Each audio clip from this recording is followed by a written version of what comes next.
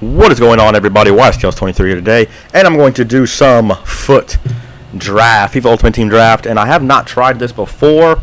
This is actually pre-recorded. I didn't do this live commentary, but you're going to see on the screen here as I get my captain, and I had seen some other people on YouTube and other people do it before, so I went ahead and went with the 4-3-3 holding. I figured that's probably the most balanced formation that you can choose out of these group of formations for sure, unless I wanted to go real asshole and just do a 5 at the back, which I didn't want to do that. It'd be a little complicated. So they get my captain, and I'm like, Ronaldo probably the best choice out of these players, even though Messi's on there. Ronaldo's more consistent player for Ultimate Team anyway, so I went ahead and picked Ronaldo, and was kind of surprised at some of the players I was able to land. At first I was going ahead and playing it safe and really trying to get some Brazilian or Portuguese players to build up chemistry. I didn't really know how this worked, was going to work, and who they were going to give me. If you've seen the Madden one, the Madden version of this, it's a lot different. You only get to pick 15 players, and it's a lot more balanced in a way than this one is, because you can really get a ridiculous team. As you'll see, my team is pretty ridiculous. I got Varane, who I had to pick him up because I was like, okay, let's get a French player. Maybe we'll get a French player on the other side. And we did get a French player as my right back. And then at goalie, I was like, can we get Lloris? And we did not get Lloris. We actually got Courtois. I believe I picked Courtois out of that. Maybe I should pick someone else. But I did look at the preview screen a few times to check and see what it would look like if I put so-and-so in there or whatever. But yeah, this is actually a very interesting take on FIFA. I'm actually not even sure what the prizes are for winning each individual 4-game stage or whatever. I will have the gameplay up either tomorrow or the day after of the first game I played, which was a very interesting game. I will say that.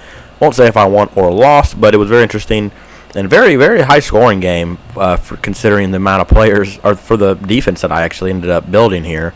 I wanted to take you through each player and how I chose and what options I did have, though, so you could see that. And I was really going back and forth between who I should pick here. This was actually a pretty tough choice.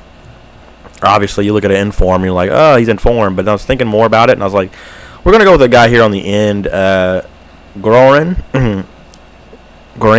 I don't even know how to pronounce that name, honestly. But anyway, he played for Injuries from Colombia, so I figured, okay, good chemistry with those two guys in the middle.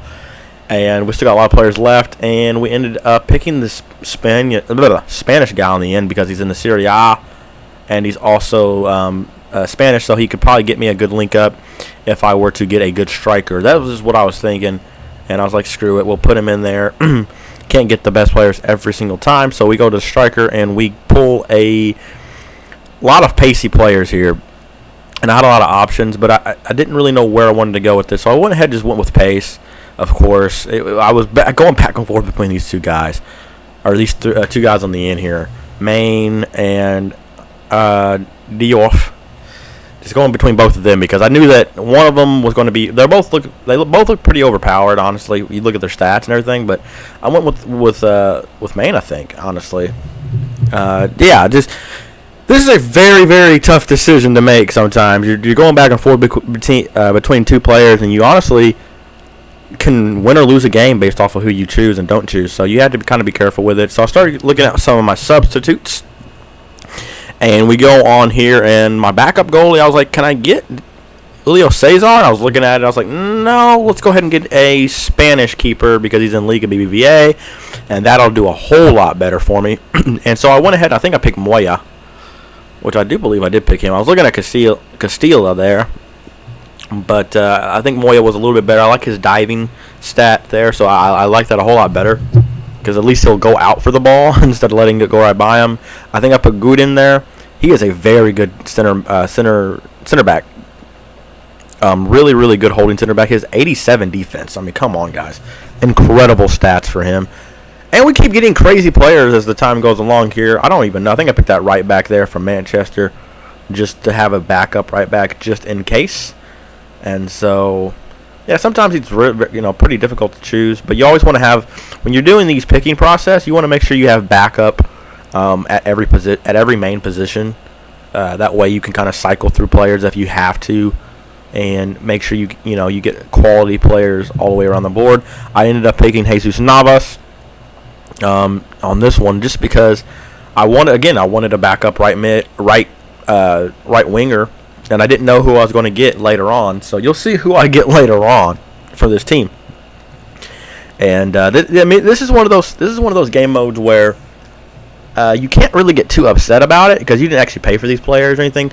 A lot of times you see people breaking stuff is because they bought these players and bought the coins, and so this is a very interesting game mode. So I ended up picking Pyatt, who did pretty good for me when he played. I think I ended up putting in the starting lineup.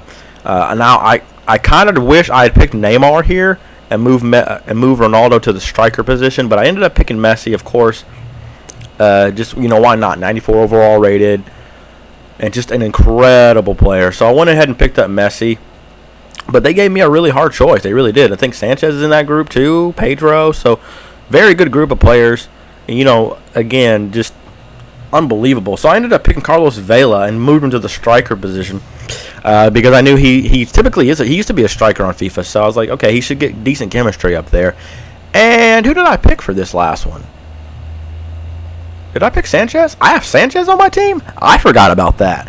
So I even have Sanchez as a backup to Ronaldo if Ronaldo's chemistry gets low or if he gets hurt or something crazy. So crazy team. I forgot I even had him. So I picked another right back, and I can swap him to my left back if I have to. I think I got another.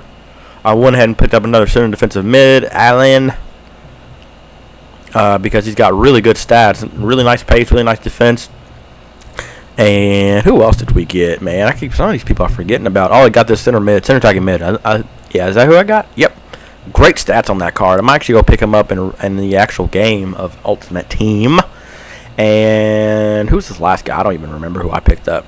It could be any of these people, honestly.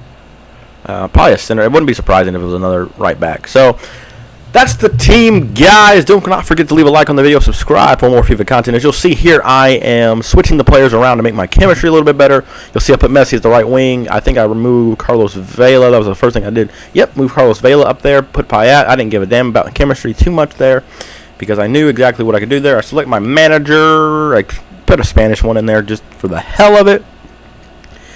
And pretty much that's it. I think I ended up switching my left backs out. And my draft summary is that. Again, guys, leave a like, subscribe for more FIFA content. Signing out. See you guys next time.